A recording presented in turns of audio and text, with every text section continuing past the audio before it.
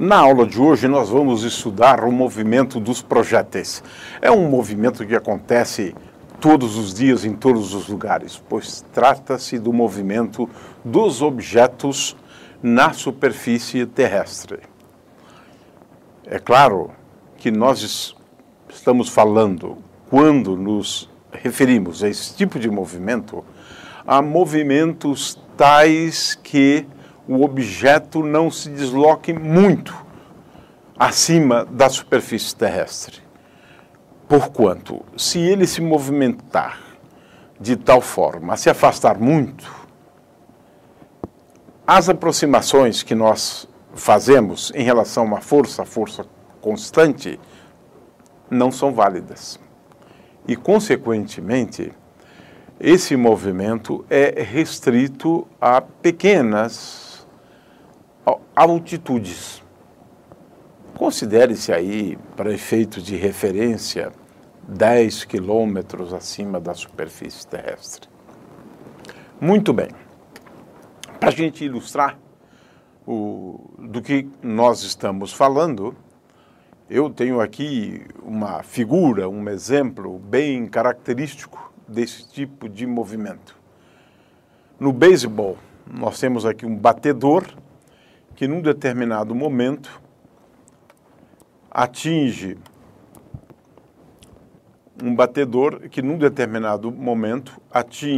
uma bola, e essa bola sai, a partir da batida com o taco, ela sai com uma determinada velocidade, que nós estamos aqui representando por V. Na realidade, essa velocidade é uma velocidade que tem um caráter vetorial. Então, o mais adequado é utilizarmos a letra V como uma flecha para representar o vetor velocidade. E é claro que ela inicia esse movimento, ou segundo movimento, já que ela estava em movimento antes de ser atingida pelo taco, ela está a uma certa altura, que nós vamos designar por H. E, grosso modo, esses são os principais elementos do nosso estudo.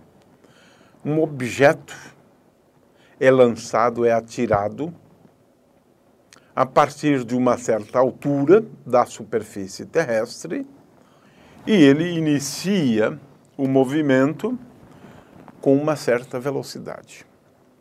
No nosso estudo, é essencial que nós venhamos a decompor o vetor velocidade, que é esse aqui, o vetor velocidade, em duas componentes, né? Uma componente na direção vertical e uma componente na direção horizontal. A essas componentes, nós damos o nome de componente X do vetor velocidade, e nós representamos essa componente do vetor velocidade por V0x. E agora vamos explicar uma segunda questão da notação que vamos utilizar. Usualmente, essa velocidade com a qual o objeto inicia o seu movimento, essa velocidade é considerada ou é tida como a velocidade inicial. Então, é muito usual nós representarmos essa velocidade com um índice embaixo, índice zero, e esse índice zero, na realidade, ele representa a velocidade inicial do projétil, né?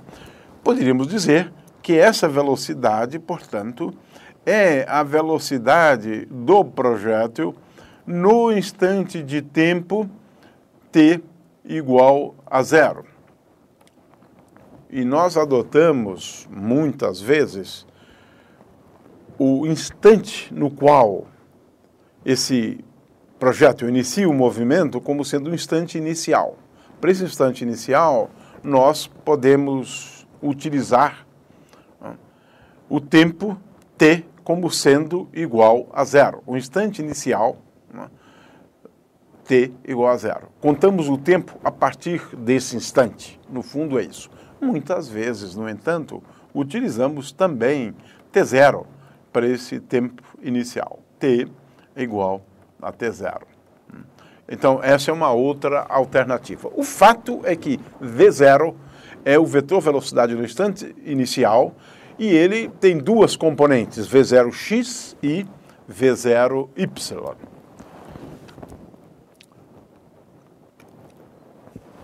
Nós vamos nos referir ao tempo a partir do instante de tempo inicial ao tempo total da queda ou do movimento do projétil a tempo de voo. O tempo de voo, portanto, é o intervalo de tempo decorrido desde quando o movimento se inicia até um instante de tempo no qual o movimento se encerra. Normalmente, nós consideramos o instante de tempo no qual o movimento se encerra como o instante de tempo no qual o projétil atinge a superfície terrestre. Então, para todos os efeitos, nós vamos, de agora em diante, imaginar que o projétil atinja a superfície da Terra depois de decorrido um certo intervalo de tempo, e esse intervalo de tempo é o tempo de voo, que poderíamos denominar por tempo de queda menos o tempo inicial. Usualmente, esse tempo inicial podemos fazer igual a zero. Muito bem. De forma a que possamos formalizar as equações básicas do movimento, nós devemos recorrer a um sistema cartesiano. O que nós vamos fazer de agora em diante é bem simples e é muito usual, mas outras escolhas também são perfeitamente possíveis. Mas é importante a gente fazer uma escolha e, a partir daí, vamos nos ater a essa escolha. Usualmente, esse movimento é estudado assim. Nós consideramos dois eixos, um eixo denominado dy, e esse eixo é perpendicular à superfície terrestre. Esse eixo é ortogonal ao eixo x, e esse eixo x é um eixo paralelo à superfície terrestre, digamos assim, colado no chão. Então, consideramos esse sistema cartesiano, dois eixos. E nós podemos considerar esse eixo em qualquer posição. Por exemplo, em princípio, nada nos impede de tomarmos, por exemplo, esse eixo aqui e o outro eixo aqui. Sim, isso é perfeitamente possível. Mas, uma vez feita a escolha, vamos nos ater, né, a esse conjunto de eixos. No caso, já especificamos, né, para início do estudo do movimento, nós já fizemos a nossa escolha. O que há de especial nessa escolha é o fato de que o eixo y é perpendicular à superfície terrestre e o eixo x é paralelo à superfície terrestre.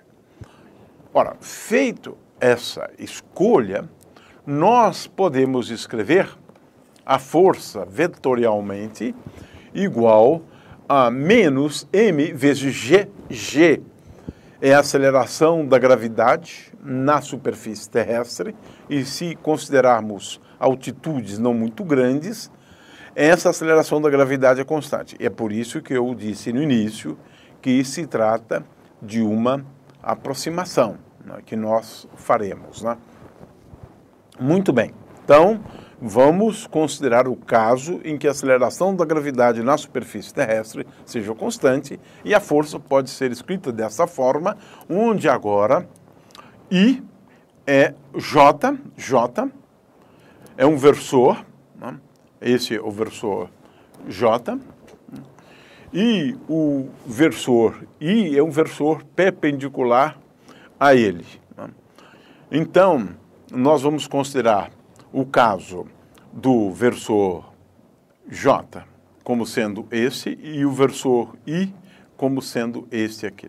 O fato é que a força é sempre na direção perpendicular, né, perpendicular à superfície terrestre, uma vez que G é perpendicular à superfície terrestre.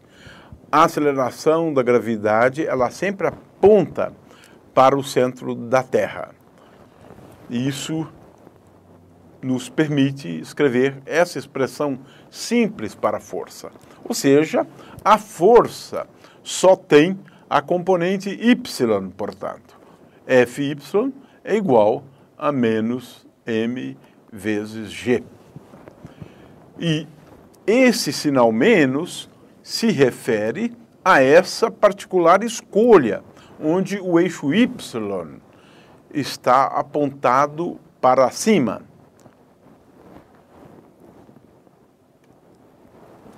Ora, Galileu entendeu as características desse movimento muito bem, né? E ele percebeu que esse movimento ele é bastante simples, uma vez que eu posso decompor esse movimento.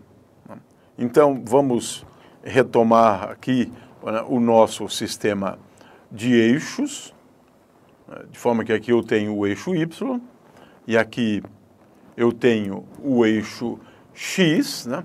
Lembrando que esse eixo aqui é o eixo y e que esse eixo aqui é o eixo x. Ora, o movimento se dá no plano, então eu posso sempre escolher esse sistema cartesiano, e agora esse sistema cartesiano ele deverá conter inteiramente a órbita da partícula. E isso é sempre possível, porque, como já percebera Galileu, o movimento se dá num plano. Esse plano, então, será o plano XY. Ora, Galileu também já percebera que o movimento na horizontal ele é bastante simples, porquanto na direção horizontal nós podemos escrever que m vezes dvx dt é igual a zero. Por quê? Porque não existe componente da força nessa direção. Só existe uma componente da força nessa direção. Então, a força só está na direção y. Não existe componente da força na direção x. Portanto, m vezes dvx dt, como sabemos, né, é igual a zero. O que significa que Vx daqui segue que Vx é constante. Ora, e Vx é constante, então Vx é igual a o Vx inicial. Essa é a conclusão, né? É o Vx inicial e, portanto, podemos escrever Vx zero.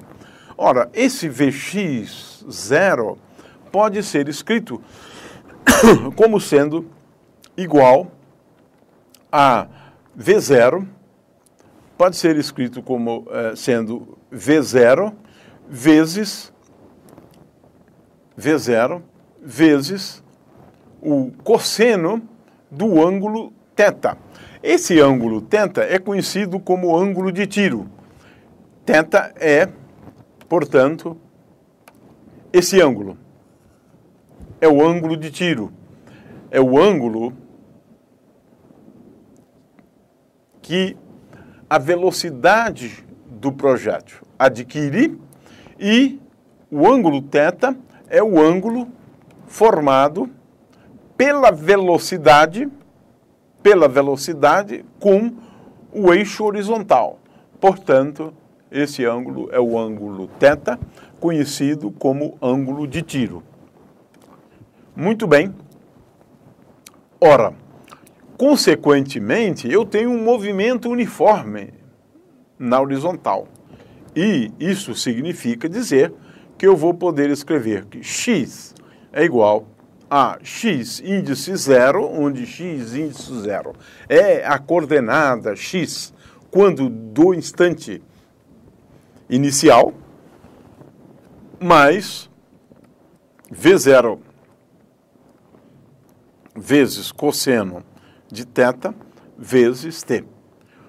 Ou seja, na direção horizontal, que é essa direção aqui, x depende do tempo de acordo com essa expressão, que é uma expressão bastante simples, né, indicando que a velocidade ao longo do eixo x, a componente x da velocidade, é constante, uma vez que não existe força nessa direção.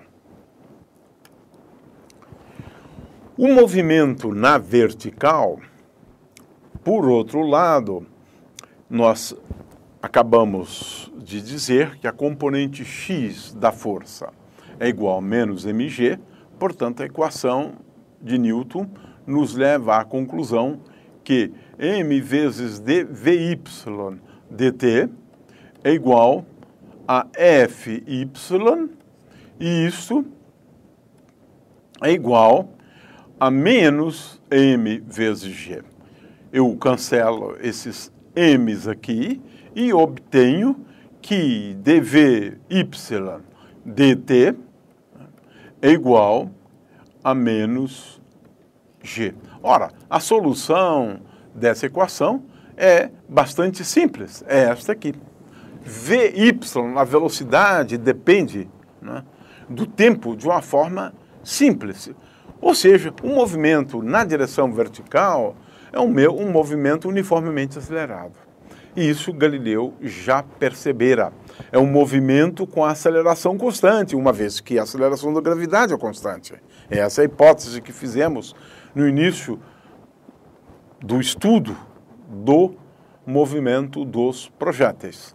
Ora, se isso aqui é verdade, isso implica que y depende do tempo da seguinte forma: y igual a y0 mais v0 vezes v0y vezes t menos g vezes t ao quadrado dividido por 2.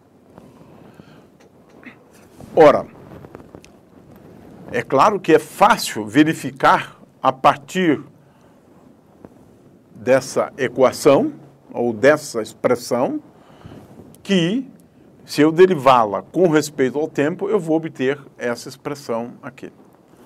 Ou seja, no movimento dos projéteis, nós podemos dividir esse movimento, né, em um movimento na direção vertical e um movimento na direção horizontal. Na direção horizontal, nós temos um movimento uniforme e na direção horizontal nós temos um movimento uniformemente variado, com aceleração constante, portanto. E aqui nós temos as equações básicas do movimento. Quais são as equações básicas? Essas duas, esta para a velocidade, esta para a componente y do vetor posição e essa equação para a coordenada x como função do tempo. Basicamente, nós estamos falando de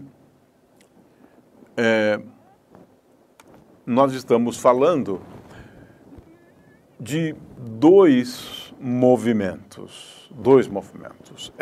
O movimento dos projéteis é uma composição de dois movimentos. Um na horizontal, e para esse movimento eu escrevo x é igual a x0 mais v0x vezes t, o que é a mesma coisa que escrever x0 mais v0 vezes cosseno θ, onde θ é o ângulo de tiro, vezes t, vy é igual a v0 y menos g vezes t, e finalmente y é igual a y0 mais v0 y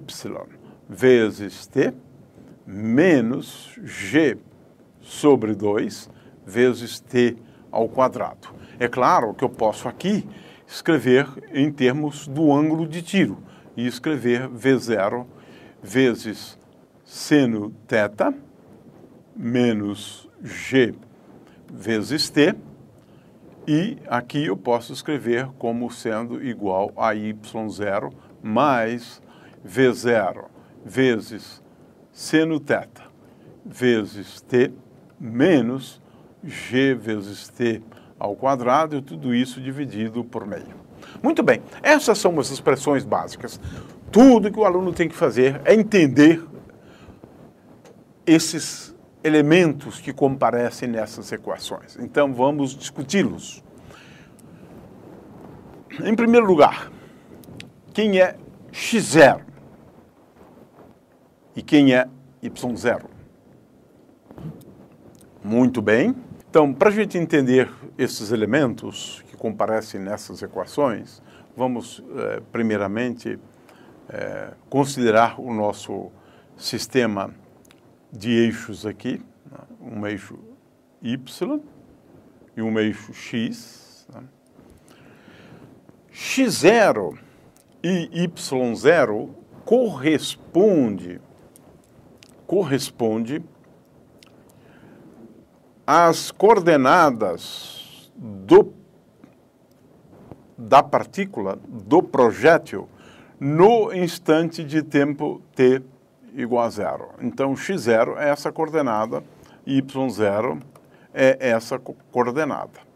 Então, x0 e y0, elas basicamente dão a posição do projétil no instante de tempo em que ele foi lançado. Então, esse é um primeiro dado, né? Eu preciso saber isso. Usualmente, eu posso fazer x0 igual a 0, tomando a origem coincidindo com esse ponto. Por exemplo, né? Posso também fazer y0 igual a 0, considerando a origem coincidindo com o ponto de lançamento. É um truque. Né? É um truque. Mas usualmente não. Usualmente x0. V0 é o módulo da velocidade quando o projétil é lançado. E θ é o ângulo de tiro. É isso. Nós precisamos saber a posição e a velocidade do projétil quando ele é lançado. E esses dados estão contidos no termo x0 e y0 e em V0 seno θ e V0 vezes cosseno θ. Um primeiro exercício, né, é o de determinar a trajetória. Para se determinar a trajetória, o que eu devo fazer? Eu venho nessa equação, aqui, essa primeira, e escrevo que x menos x0 é igual a ou sobre V0 cosseno θ, ou x menos x0 sobre V0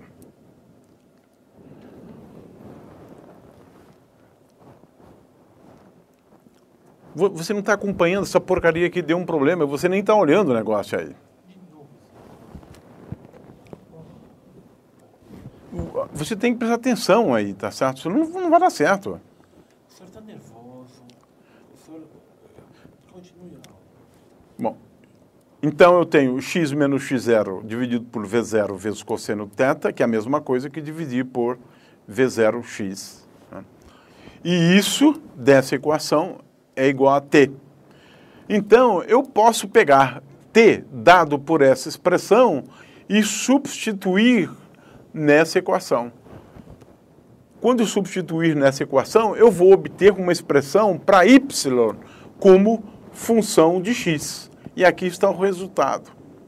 Ora, o que essa equação aqui me dá? Ou ao que ela corresponde? Essa aqui é a equação de uma parábola. Na verdade, de um segmento da parábola. E como já entendera Galileu, a trajetória dos projéteis é uma trajetória que é um segmento de parábola. Altura máxima. Como todos nós sabemos, tudo que sobe, desce. Né? O projétil sobe até um determinado ponto, né? E depois ele começa a descer.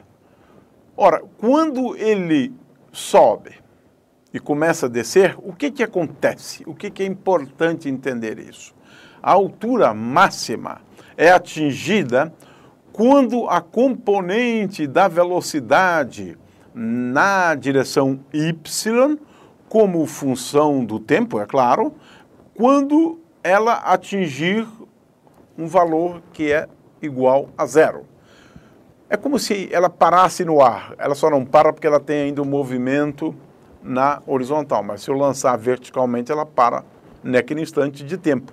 E esse instante de tempo poderíamos chamar de Tm, da altura máxima.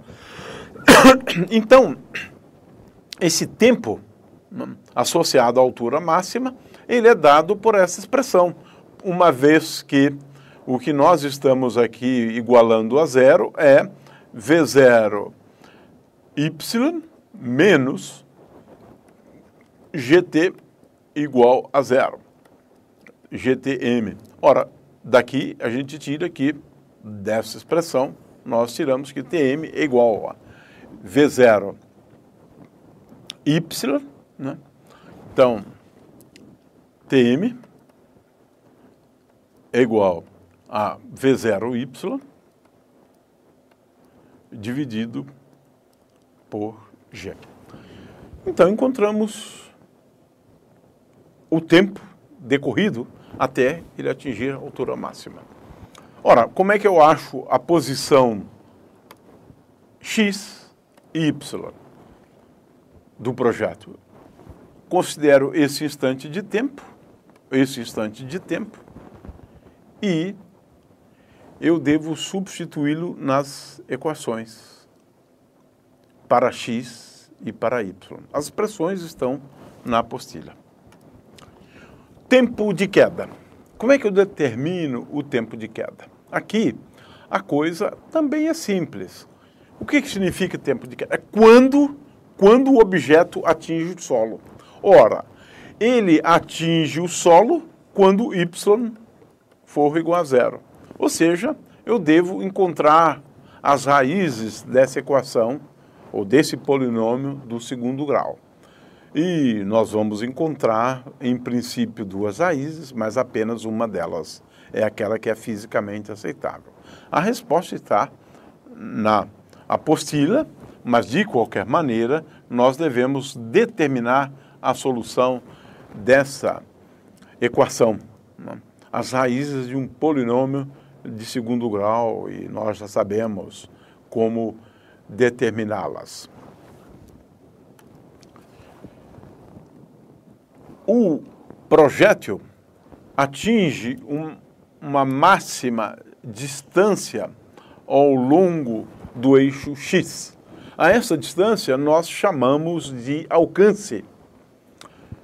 Para a gente determinar o alcance, tudo que a gente tem que fazer é determinar o x, que é igual a x0 mais v0 vezes cosseno θ vezes t, mas no instante de queda. Então, se eu souber como eu já havia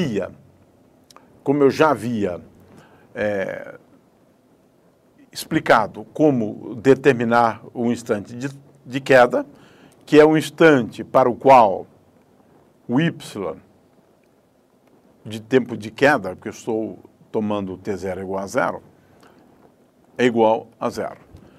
Então, para eu determinar o alcance, basta eu considerar a distância x menos x0.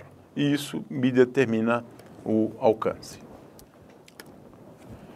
Existem casos relativamente simples, né? Um caso simples é aquele no qual o lançamento é na vertical, né? Nós temos três possibilidades, né, para lançamentos na vertical. Um deles é aquele que a gente dá uma velocidade inicial, né? Dá uma velocidade inicial. No caso, essa velocidade inicial, v0y, seria negativa, já que por conta da orientação do eixo, né? Então, nesse caso, nós só devemos nos preocupar com a equação para y. Y é igual a y0. Y0 é a altura até o solo, né? Mais v0 y vezes t menos g vezes t ao quadrado, agora sobre 2. Né? Então, menos meio de gt ao quadrado sobre 2. Então, essa equação, dado esse v0, né, ou v0, eu substituo aqui e tenho tudo que eu preciso. Claro que eu preciso saber essa altura, que eu estou denominando de y0. Um outro caso é a queda livre, né? Nesse caso, v0y é igual a zero. Essa que é a característica da queda livre. Eu simplesmente solto um objeto a partir de uma altura h, né? Nesse caso, a equação é muito simples. Y é igual a y0 menos g vezes t ao quadrado dividido por 2. Então, a equação é bastante simples no caso da queda livre. Eu abandono um objeto e abandonar significa iniciar com uma velocidade nula. Um outro caso é aquele que eu lanço com uma velocidade inicial, v0y, de tal forma que essa componente da velocidade inicial seja positiva, né? Então, esses são os casos, né, que a gente deve analisar, né? Existe uma situação relativamente simples, que é esse lançamento na horizontal. No caso do lançamento na horizontal, tudo que você deve fazer é, nas equações anteriores, considere θ igual a zero. Por quê? No caso do lançamento na horizontal, o ângulo de tiro é igual a zero. É isso. Então, eu estudo o lançamento na horizontal, considerando aquelas equações anteriores, aquelas três equações básicas, fazendo θ igual a zero. E tudo se simplifica nesse caso. Muito bem. Uma outra situação também de interesse é o lançamento a partir do solo. O que significa lançamento a partir do solo? Eu faço y0 é igual a zero. É igual a zero. Eu vou lançar um projétil de tal maneira a que ele seja lançado a partir do solo. Você se lembra da nossa convenção, né? O eixo, nós colocamos a origem do referencial cartesiano exatamente na superfície terrestre e, consequentemente, y0, nesse caso, é igual a zero. É isso que caracteriza o lançamento a partir do solo. O que se pode mostrar nesse caso, né, é que um instante de tempo que a partícula gasta, ou o intervalo de tempo que a partícula gasta para chegar até a altura máxima, é igual ao intervalo de tempo que ela vai gastar para, partindo dessa altura máxima, atingir o solo. Então, esses são os casos de maior interesse e os detalhes estão todos eles aí dados na apostila e se trata de fazer exercícios relativamente simples, considerando-se cada um desses casos aqui. Muito obrigado.